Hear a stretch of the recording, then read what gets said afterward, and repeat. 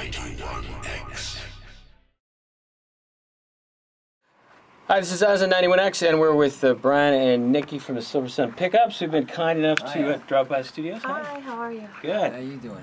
I'm doing well. You guys Did we see each other last? We saw each other maybe about 18 months ago. You guys played Soma. Yeah, Soma. Yeah. Oh yeah, I think that was the last show of our swim last tour. Yeah. Yeah. That was a fun place. Yeah, I remember the dressing room, and I remember there was a pretty crusty couch. A crusty couch is what I remember most. Oh yeah, we shot it. We shot it. And Nikki has a dress made out of the crust.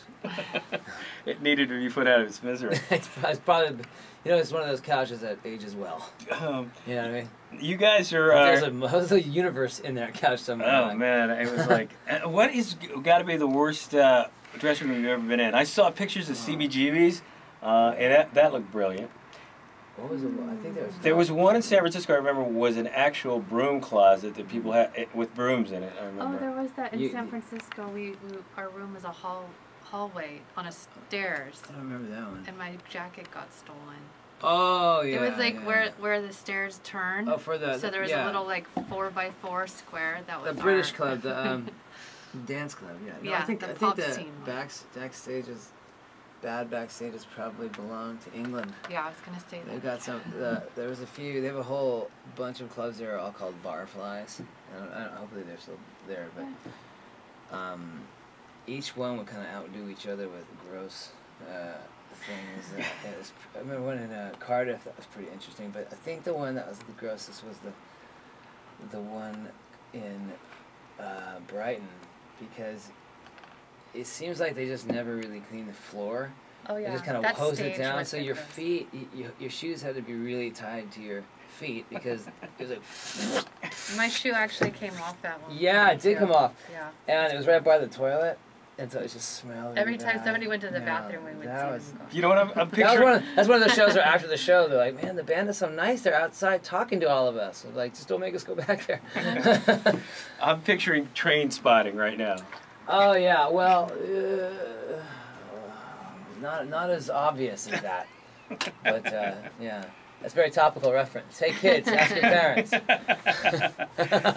You guys are from Silver Lake. Yeah, Los Angeles, really. Are you still in that area? I love that neighborhood. We do live there, yeah, still. Well, yeah. I live across the freeway.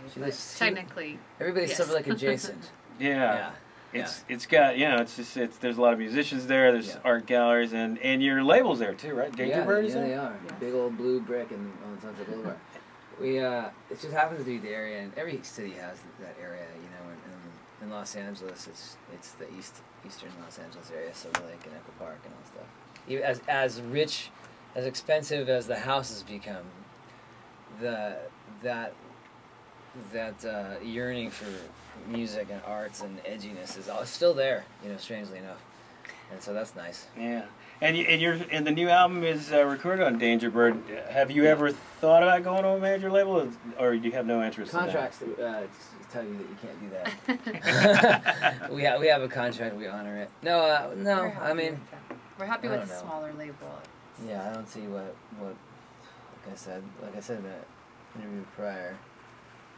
What could they give us? A helicopter ride? I mean, I don't know what it could possibly be, because it seems like it's easier when you get to yell at one person and you have their phone number, versus some labels, where they meet each other for the first time and you're backstage, which has happened to us. Well, congrats on the new record. It's called. Congrats on your 30th birthday, not you in particular, but your station. Yeah. Yeah. How do you feel? I feel good. I mean, I feel better than I did back a few years ago when we'd have to drive to Tijuana every day to do our shows. Oh, you don't have to do that anymore? No, we don't have to do that anymore. But we did for like years. We'd have to do that. What put an end to that? Satellites. We didn't have a satellite feed, so we would actually have to go. No way. Are you serious? I'm serious. That's kind of awesome. It was. You felt like an outlaw, because you'd have to go to a third world country, cross the border up to the mountain where the antennas were, a shack up there. You go in, and it had 100,000 volts. When I walked in, the transmitter was so hot that the hair on your arms would stand on end. Oh man, that's pretty awesome. They said if you worked there 3 years, you couldn't have kids. So. Wow. Well, good. That's a plus, right? So you guys are a bunch of sterile people. That's right. Firing blanks. Well, I got twins, so. Oh, way to go. Clearly not. Yeah, clearly, that was the opposite a happened rumor, to you. right? It did. You got real potent. Yeah. Do you want to talk about the new record? Yeah, we can. Yeah. Somebody said it was inspired by horror movies. True? No, not true, but you know, I could go with that one. I think I said it sounded like, it reminded me of some sort of horror movie in the 80s that was never made, starring in it Matthew Broderick or something, probably involving computers, where something's supposed to happen and never does. How does it feel to be on the road playing the new songs? How does it feel, Nick? It feels good to finally be back and playing live because it's been about 2 years since we played live shows, so it's nice to get back. And Brian and I playing acoustic has been a lot of fun, just to the two of us, but you know, tomorrow we're playing with the whole band, so it's been a nice variance. Do the new songs change as you play them? Do they kind of take a life of their own? Yeah, I think we learned from the last record. The last record was called Swoon, and we got really bummed out when we started rehearsing because we tried to